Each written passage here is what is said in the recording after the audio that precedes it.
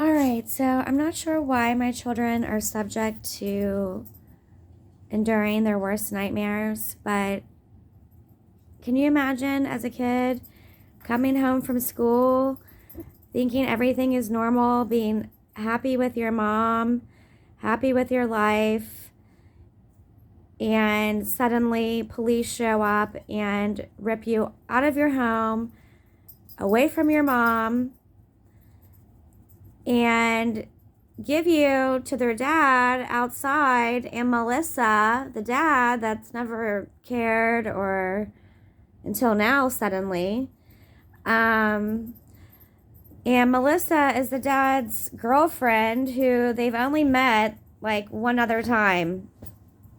And you guys may remember when they weren't showing up to drop my kids off at the police station when we were doing our exchanges at the police station, because my kids said at that time they were locked in the bedroom, and I was sitting at the police station waiting for my kids to be dropped off while these people are locked in the bedroom.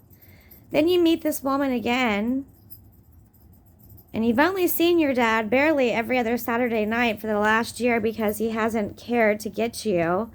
And then suddenly you lose your mom, and this new girlfriend who you barely know is acting like she's now your mom, and your mom is a horrible human being and a terrible person, not deserved to be seen or spoke to ever again.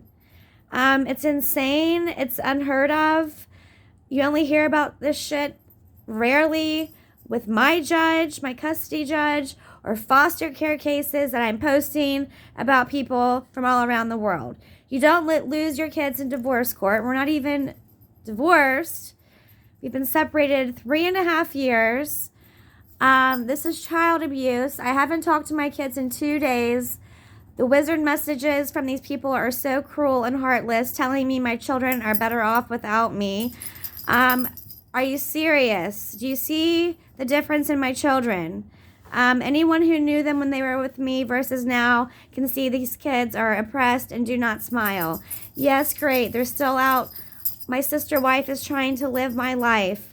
Take them to sports. Take them to the church that married us. Get married by the same church who married us. But this is child abuse.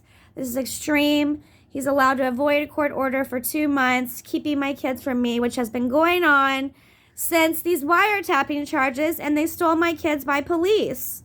Now, I remember when the first year, and I was trying to find a new attorney, and I ended up at this really nice attorney firm in Westmoreland County in Greensburg. I talked to this guy. This is way before anything, and he was basically like, if your judge is Judge Benoni, like, she's going to end up putting you in jail. She puts everyone in jail. And I'm like, what? And he's like, basically, like, telling me, like, I'm a target, like, just by looking at me. So it was only a matter of time, because I was not wiretapping. It's a complete bogus charge, before this judge did something like this to us, as she does to so many in litigious court battles, or favoring men and stealing children from mothers. It's not right. It's unbelievable. It's not deserved. I've done nothing wrong, and I will continue to share about what's happening to my children until the abuse stops. So anyways, just waking up in the morning, just had my first cup of coffee, and I will be preparing like every Sunday to write another emergency motion and move forward here with everything that I have to do, with fighting to get my kids back.